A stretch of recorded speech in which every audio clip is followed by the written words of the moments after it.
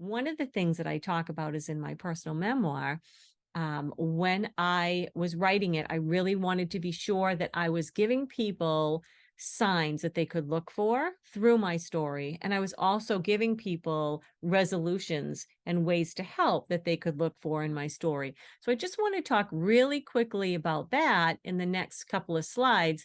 And it's just through my poem, Through the Eyes of the Inner Child, that actually is at the very beginning of my book. And so I'm going to be reading this. And as I do, this is going to be answering a lot of the how would I know? What do I look for? What are some signs?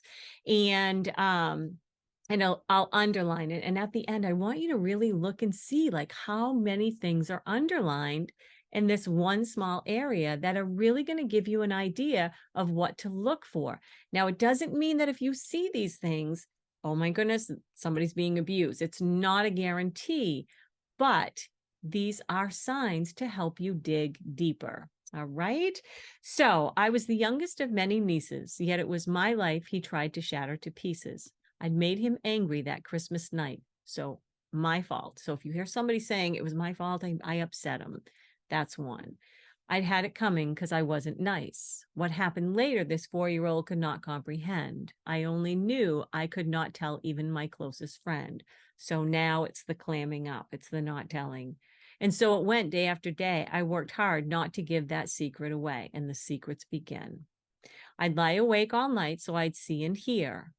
Each and every morning, I'd wake up feeling, oops, I'm sorry, going to bed became my biggest fear. So that was something I went through. I had this little issue where suddenly bedtime was a real big bugger for me. I'd lay awake all night so I'd see and hear. Each and every morning, I'd wake up feeling sick. She's just nervous about school, just another trick. Out the door I'd go with a pasted smile, with dread in my body all the while. It's amazing how your mind knows how to protect and defend. It throws you into a whimsical world of pretend. Now, a lot of kids do pretend. But does it get to a point where it feels not right or unhealthy? And so for the next 28 years, memories faded, but left my fears. Dis-ease crept into every moment of all my days. Eventually, it became known as just another phase. I became this person I'd never known. Who I really was could never be shown.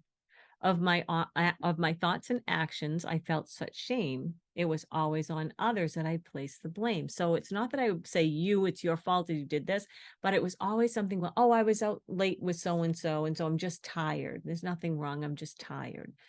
And try as I might not to cause any commotions, it was taking a toll on all my emotions. Eventually, it led to many types of illness, when ironically, I strove for physical wellness. And soon everyday routines became overwhelming tasks. It was then I began having panic attacks. It was evident to me I was going crazy. To others, it may have looked as though I was lazy. Even being in my home made me so tense. What was happening just didn't make sense. I scolded myself to deal with my fear, but try as I might, symptoms would reappear. I began living my life in a sort of protective bubble. Before I realized it, my marriage was in trouble. So if you look at this before I go to the next slide, look at those flashing underlines. That's a lot of signs. Now, one of them, maybe not a big deal. Two of them, maybe not a big deal. As you start to see 3 and 4 and 5, and it's over and over, and you see a real personality change, that's something, again, might not be, but dig deeper.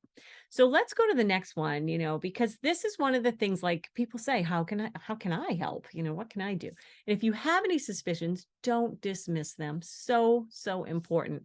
And in this next part, I really want to show you the things that I ended up doing and getting for help.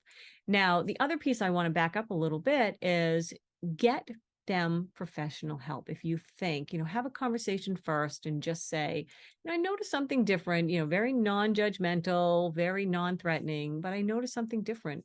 And I just wanted to make sure that things were okay. And, sometimes even tough nuts, will crack. And so keep that in mind. And then once they do, then you can sort of be that voice of reason for them. So this is where I get into the things that I did do that helped me. And I know now help was sent from God above through the prompting of an earth angel, my sister I love.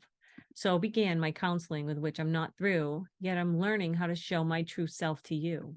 Through EMDR, I was able to remember the dreadful details of that initial act in December. I learned at 33 my actions were not the cause. He was a man with a problem and many flaws. I'm happy to say I don't have to please everyone. That's a biggie for anyone who has had any abuse. They feel like they've got to please everyone. And so we can be that reminder, like, it's okay. You can be you, you can have your own thoughts and your opinions, even if it makes someone upset. And now I'm certain I wasn't the cause of what he had done. Although this journey is a difficult one, I am strong and will survive when all is said and done. And they need to hear that often. So if you're feeling at your wits' end and parts of the story sound familiar, my friend, please don't hesitate or think twice. Get yourself some caring expert advice. No matter how untrue you may think it seems, we all have the potential to live up to our dreams. So look at those flashes as well. These are just minor things that you can do, sometimes reminders, or sometimes just even giving them ideas and they don't even know that are available to them.